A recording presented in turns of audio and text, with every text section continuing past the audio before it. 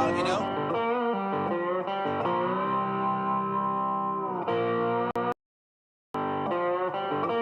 That's why I managed to stay single this whole time, you know?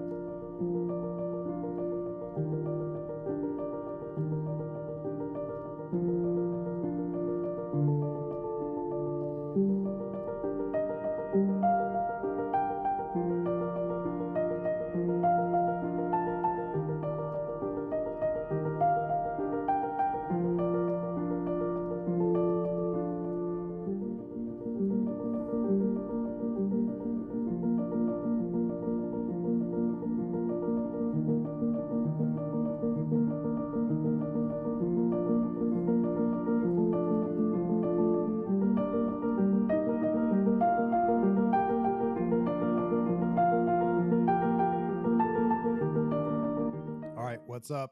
So we're back. We fixed the problems. I won't tell you what happened exactly, but just it was kind of user error, but power failures. Power failures are a real deal. No, I didn't forget to pay my PG&E. Power is on, and we're doing good. So we're back. So thank you guys for finding me again. And no, this is not episode 97, Christy, although technically it actually kind of is. But if we're going off that number, if it's a continuation of each episode, then technically I'm well over 100 episodes by now, because this has happened before. Not this exact reason, but it's a big deal. Okay, so they were trying to take us off air. That's not true. That's actually not true. Who knows why? It's just, it is what it is. Things happen, and let's see if we can get back to where we were. So there was a couple things I wanted to talk about, and of course, you guys, if there was something that didn't get answered, let's pick it up and get right back into where we were. Here we go. So we were talking last time about the things that I'd wrote down, which was being in alignment. Being in alignment and how you can tell you're on the right path, which is really simple. If your shit's running bumpy, it's not necessarily a sign that you're on the wrong path. It's when it gets bumpy, do you question your ethics and your morals and your conduct? Because if it gets bumpy and hard and negative, but you're sticking with your guns because you know it to be true to yourself and authentic to yourself, right? And you're still remaining these virtues of compassion and adding to the greater good, and you're focusing on your personal growth, then you're in alignment. And the bumps and bruises, like this stream completely shutting down, it could be a sign that you're either on the right path or not. So how do you know? Well, I think it's how you deal with it. I think it's the character you hold through it. That'll tell everything. So that's it. Being in alignment. That was number 7 that I wrote down. Being in alignment is a way to tell whether or not you're on the path. So that's going to lead me to number 8. Of course, you guys in the comment section, I know you will, ask your questions now. There's a few questions that were asked online, so we're going to get to those here in a second, and make sure that we reach all of you folks out there that are hanging out with us. But I do appreciate you guys. Okay, so the last one. This is number 8. And this is probably the one I like the least, but man, this is probably the one I am the worst at, but that's why I put it up, because, well, it's only fair. So inner peace and contentment. The peace part, I get it. I feel it time to time. I actually feel it often. Matter of fact, I feel it a lot, probably a lot. It's the indicator for me is my inner peace that I'm doing the right thing. And it's a blessing. I am blessed with inner peace a lot. And that is amazing. Matter of fact, it feels very consistent. So I'm just really, I'm really excited about that. It's very nice. Damer says, you did excellent problem solving, Josh. Right on. It's never going to stop. Rigo, what's up, man? Thanks for being on here. The question is simple. How can you tell you're on the right path? And I know it sounds subjective, but I'm asking you. Since you're here, good to see you. And I would love to hear from you in the comment section. So let's do this. Okay. So the last one is inner peace and contentment. Contentment's the thing I like the least, because it's just not me, man. I want to want bloody knuckles and fat lips, and if I'm not hurting, I'm not happy. So inner peace and contentment, that's number 8 out of the 1 through 8 things that I jotted down. That do you experience a sense of inner peace, guys? Like, is this something that's part of your life? Is it consistent? Are you living in accordance with your moral principles? That's really, to me, what inner peace is knowing, like, today sucked. It didn't go well, but you stayed stick true to yourself. You stuck to your guns, that you honored yourself by sticking to your morals and your values, and you didn't bend for somebody else. And, how does that look? Because that's a real good way of being able to tell whether or not you're on the correct path. And yes, you could say there's many paths. You can say that there's lots of ways to skin this cat, but I disagree. I don't think there are. I think there's one path. I think that's the point of an Exodus, like last episode that we talked about. You got to know where you're going. To know where you're going, first, to start, you have to know there's something to leave, which is last episode's the Exodus. And now that we've decided there's something to leave that we need to escape from, or that we need to free ourselves from, or stop partaking in, now we need to recognize where it is we need to go. Sometimes at first you just need to get the F out. Shit hits the fan and you got to go. And I think society is there now. We are feeling it and we got to go. I'm not necessarily, if you guys didn't hear me last time or watch the last episode, I don't mean that literally as much as I lead. Oh, there we go. As much as I mean it more metaphorically today, with our devices, with our connections, with our social medias and our phones and our tablets and our the goggles. Fuck the goggles. Yeah, we got to go, and we got to know where we're going, and we're gonna have to do really good, and we're gonna have to be really diligent as humans, as mothers, fathers, sisters, brothers, as a countrymen. We have to be really diligent about being able to tell we're on the right path, because we are now exiting our former ways, right? The 90s are gone. Early 2000s are gone, man. The days of a lot of us here over the age of 35, 45 years old, remember, a lot of those ways are gone. I'm not saying give up. I'm saying it's just gone. And for us to maintain the morals, values, and things and our traditions that we believe in, as well as these things that we believe to be true about, in regards to being on the right path, and about, virtues, we're going to have to be really diligent. It's no longer, it's game time. It's no longer practice. We're here. We're being tested, and very few of us will make it out in regards to being the leaders, being the forefront of this sort of exodus, and I would like to see people win. And I would like to see more people on the right side to be able to help those that are lost. So that would be really cool. Brandon says, I view contentment the same as I view settling. I feel you. Although they are two different words and they mean something different, I do feel you because that's why it rubs me wrong. But he says being content is not the same as joy, happiness, or even enjoyment. Cultivate your joy. I don't like contentment. I don't. But I think it's because of what I relate it to. I believe it. I relate it to being okay with where you are. I don't think it necessarily means that. I think that means stagnation, or what would not content. There's got to be a better word to describe accepting your fate, or not even that, accepting your position as gospel and could never change. That's probably just laziness, really. There's probably a better word. Maybe you guys can give it, give your boy some help. But there you go. I don't like necessarily the word commitment either, or I'm sorry, contentment. Freudian slip. Being content is not the same as joy, Brandon said. And I agree. Okay, Christy says, I want a satellite phone. You can get one. You can get one. She says, I would gladly ditch this cell. You know what's weird? I just bought, if you guys are interested, I just bought a Faraday bag. I've been hearing a little bit about them, was curious. They were a couple bucks for two. So I bought them just to see if they work. And it's just yeah, we've talked about this a lot on here. It's a bag that put your cell phone, you put your cell phone in, or really any device, and it no longer has connectivity. And I tested it. I had somebody call me, and it worked. I had somebody call me, my phone rang, and then I had them call me again after I put the phone back in the bag, and my phone no longer rang. And they were right next to me, by the way. So your phone definitely goes off grid. And I think that's pretty cool. I think more people should be using it, and I think it should actually start getting built into our daily use, like cars, vehicles, storage containers, chargers, maybe even the pockets of our clothes would be awesome, because we need to stop giving away freely our privacy.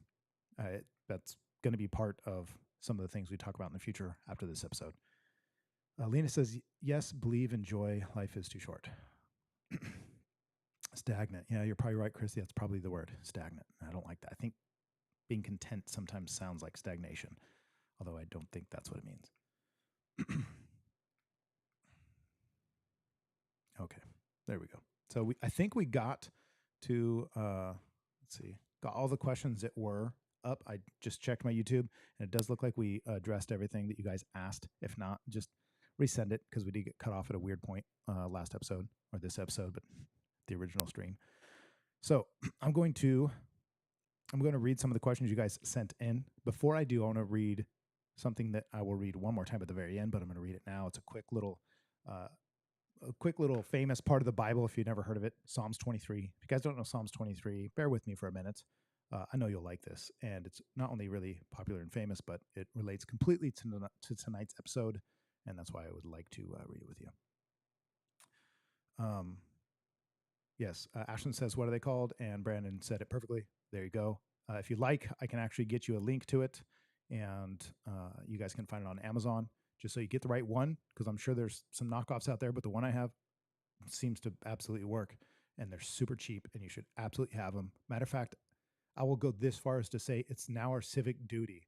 It's definitely now our duty. If you give a shit about half the stuff we talked about tonight, or even a bit of it, it's now our duty to stop giving them freely all of our shit and all of our freedoms and especially all of our information and our privacy.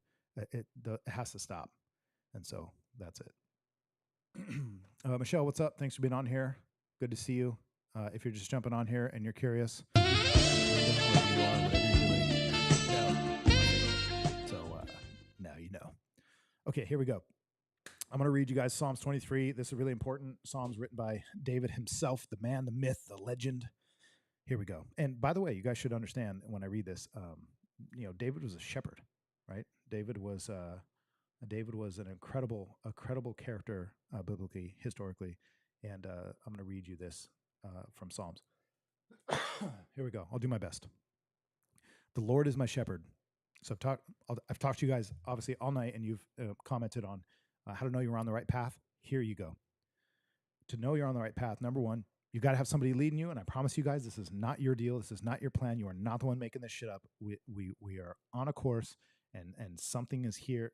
People say all the time, nobody's coming to save you. Au contraire, mon frère. Not true.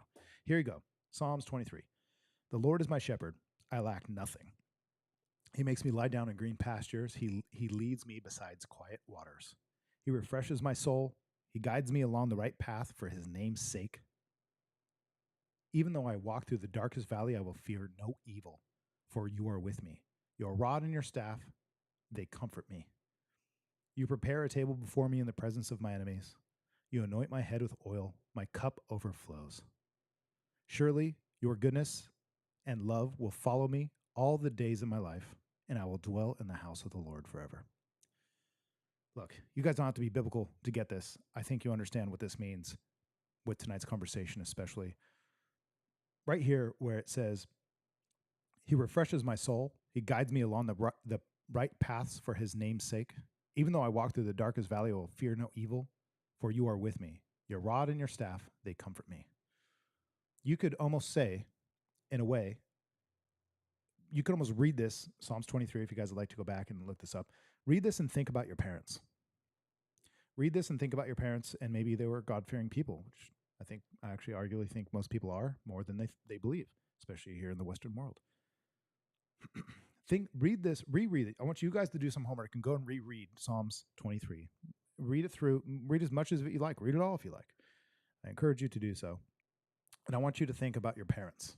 If you guys are parents, which a lot of you are, most of you are, I want you to read it from the position of your kids talking to you. And then I want you to realize that this was given to us, handed down through eons, right? So that we could read this and understand that we all too, whether we're parents or brothers or sisters or kids, we also have a father. We also have something looking out for us. There is something greater than us, and it is leading us. And to not lean onto our own understanding, and to understand, like in the beginning of this psalm, is the Lord is my shepherd. I lack nothing. I think that's the best way to put tonight's episode. So if you guys look back at Psalms 23 and read it from the position of being a child looking up to their parents, and if you're a parent, also read it from the position of being a parent looking back at your child, maybe saying this to you, and then understand that there is a father who looks out for us. And there you go. The Lord is my shepherd, and I lack nothing. That's how you know you're on the right path. You don't need anything more. You need nothing less. Here's how you know you're on the right path. When you're so in alignment with your purpose, you realize that if something was in your life for an amount of time and taken away from you, and you resent that, well, then you're not on the path. And here's how. Here's how you know. Because if you were given something for any amount of time, you enjoyed it, you had it, and then it's taken from you. Taken is subjective. If it was taken from you, well, instead of understanding and seeing it from that position, why don't you understand that it was given to you for that amount of time? You were blessed with that amount of time. I don't care if it was your child. I don't care if it's your parents. I don't care if it's loved ones. I don't care if it's body parts, money, success, position, status. Whatever it is that you say, oh, I used to have that and I wish I still did. You've missed. You're missing. You're completely missing, and you're off the path. You are off the reservation. I hope you use that in the right context. Don't judge me. So when you can understand that the right path means you lack nothing. There's nothing missing. This is no mistakes. You were there. You were every single one of us is sitting exactly where we're supposed to be sitting until we get through our thick fucking skulls that this is not our plan and that we should ask for the path to be revealed to us because it's there, and to walk it best we can because we will always fail, to lean not into our own understanding and understand that there is a Father above that gives a shit about you, and it's promised to love you, to care for you, look out for you, and reveal that path to you. That is that's a shepherd, right? That's somebody who cares about their flock. That's somebody who, like a parent, cares about their children and leads them physically, right? Sometimes kids don't speak English because they're like one, and or they don't speak Spanish or whatever language you guys speak. And so what you have to do is physically lead them. Sometimes to get a kid to go a certain way, you go over there first, and then your kid starts to follow. If you want your kids to go play, they don't speak English yet because they're maybe 1.5 and they're barely starting to goo goo gaga, and you want them to play with you, what do? You lead them, right? You run across the yard and it's kind of like a puppy. You kind of come back and tease it, and then you run off again to get it to go that way. Now you understand. Now you understand. We have been given somebody who, well, in my opinion, that we can no longer say that you're in this life alone, you live and die alone. Yes, nobody's coming to save you, but overall, the truth is that there is somebody who has already saved us. And I'm just saying it from my point of view. There is a shepherd, and it is available to all who seek it. And I think it's the same thing as understanding a parent. If you understand the dynamics of a parent and a child, then you totally get it, and that's how you know you're on the right path. So I wanted to read that to you guys, and I would love for you to do your homework and read it too. Okay, so I'm going to get to the questions as well. That just a few of them that were sent in. Some of them weren't questions. Brittany's saying love. Thank you. Love's good.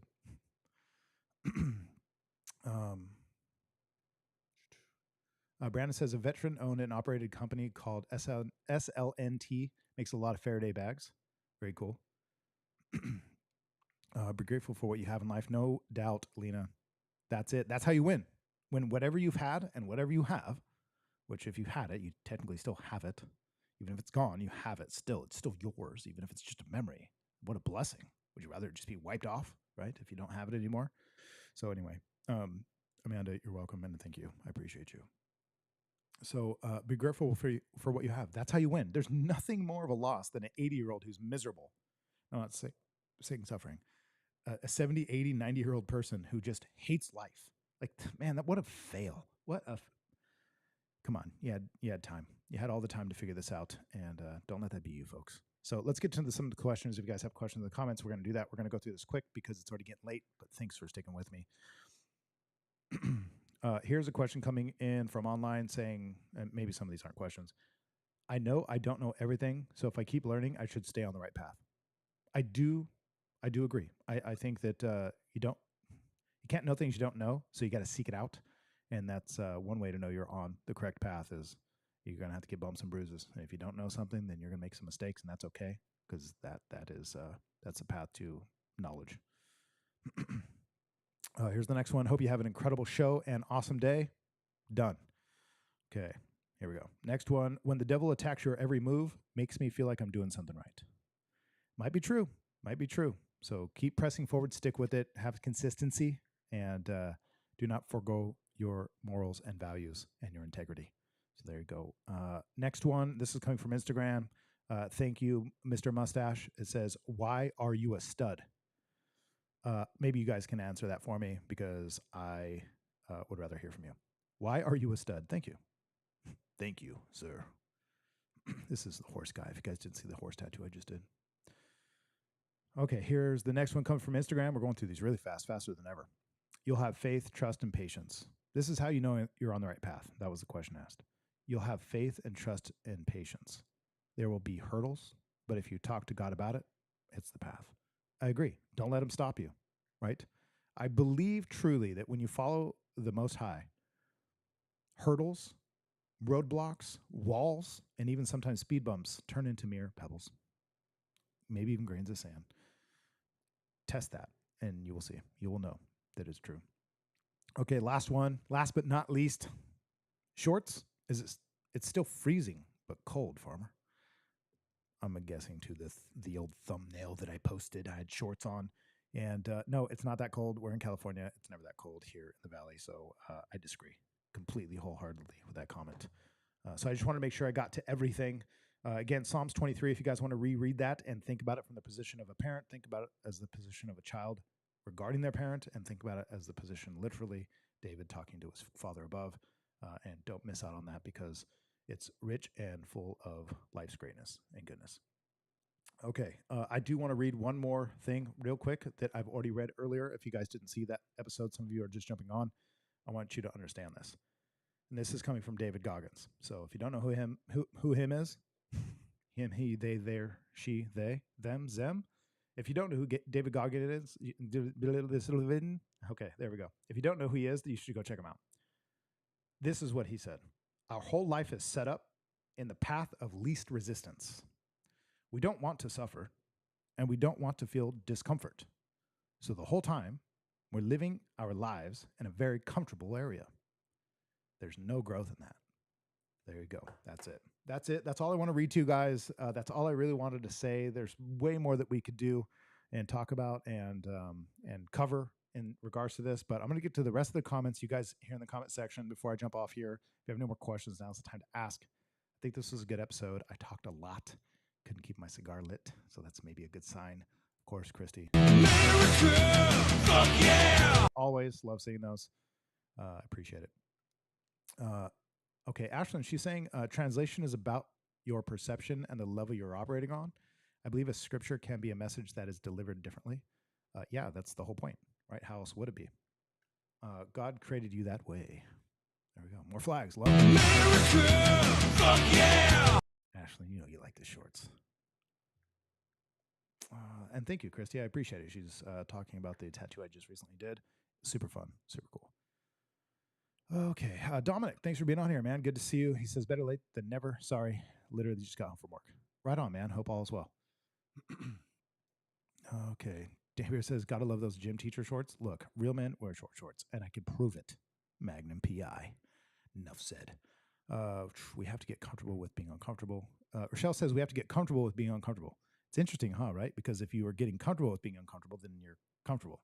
It's kind of I think, an oxymoron. But I know what you mean, and we say it all the time, and it's true. You have to get real familiar with being uncomfortable, and you have to accept it because that's where growth is. 100%. Matter of fact, if you're stagnant, maybe seek out some discomforts, right? I remember this girl when I was younger who was from out of the country, and she was visiting America, and she had told me that one thing they do there, at least where she was from, is they dress in other people's clothes that they know that they would never typically wear themselves. And this is still modest, but they would just wear something out of their style and then go out in public to realize like nobody cares, right? Like if you're the kind of girl who wears jeans and a sweater, wear a dress. If you're the kind of dude who always wears dresses, wear jeans and a sweater. Wait, that's America. Anyways, you get what I mean. It's not a big deal. Nobody cares. And then you realize by the discomforts you feel are just in your head a lot of times. Nobody cares. Nobody gives a shit. It's not a big deal. It's false evidence appearing real. Fear. Lena, thanks for sending it, as always. America, fuck yeah! That's what I meant by surrendering. Yeah, I totally agree. I think surrendering is a very important thing. You have to understand that you have to surrender, meaning you've been trying it your way for a very long time, and it's not it. You tried another way.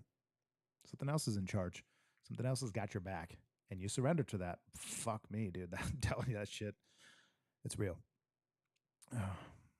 Ashton says, one of my favorite quotes is, what you are not changing, you are choosing. And I completely agree. It always reminds me of a thing somebody had said to me years ago. She had said, you are responsible for what you know. And I loved that because I totally agree. I would also say you are responsible for how you feel, right?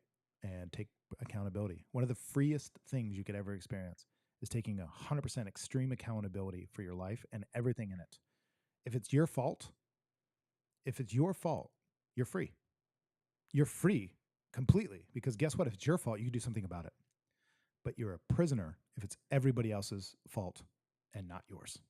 Even if it is their responsibility or their fault, really. I mean, you could logically kind of sway it that way and say, oh, it's this person's fault, not mine. By taking the fault, guess what you do? You empower yourself, and you are now free. There you go. And if you can live that way, you will become unstoppable. You absolutely will. So we covered a lot. We couldn't possibly recap all that. You'd have to just rewatch this episode and the last one. So this is a continuation of the last one. If you guys are just jumping on, we did a whole hour already, covered a ton of stuff, but we got booted off. So this is the continuation of it. I appreciate you guys. I hope this was a good time, and I really appreciate you guys sticking with me and jumping back on. I don't know if there's anything else I can say besides this. Go look up Psalms 23. Do your homework. I appreciate you guys. This episode 96 was important to me because it was a follow-up from the Exodus episode. And the reason why I think that that's so special is because we are in a turbulent time where it's so easy for you to get comfortable and forget that people need you. And we just think, I don't want to worry about that stuff, Josh. I'm not into politics. I don't care about religion. I'm not in. You better wake the fuck up. You better wake up real quick because people need us, right? And there are people struggling and lost. And there's other people who want you to stay in the system, sucked into the tit of distraction and comforts and vices and devices. They want to program you through the programming.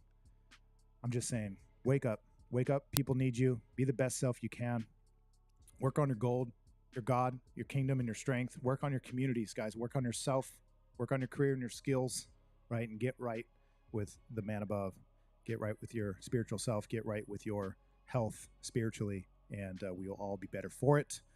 The mass exodus is upon us, and we are finding ourselves hopefully on the right path, and we covered a ton of it tonight, And stay tuned for next episode 97, because we're going to keep doing this and getting spicy. I appreciate you guys. Let's leave us some really cool comments. I want to see what you guys have to say about tonight, or just a good sign off. Send the flag, send whatever you want.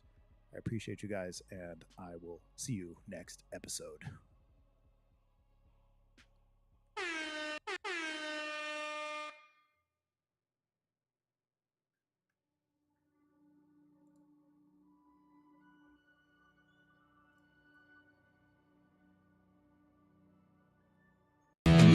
Fuck yeah!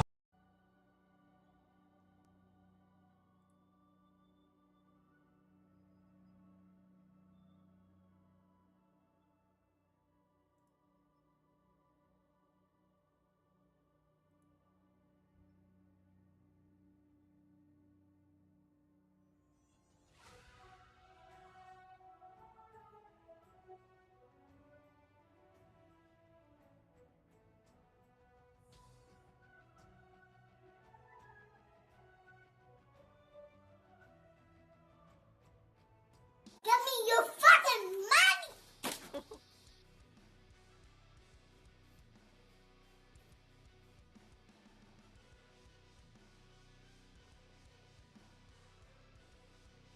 You can't handle the truth. That's what she said.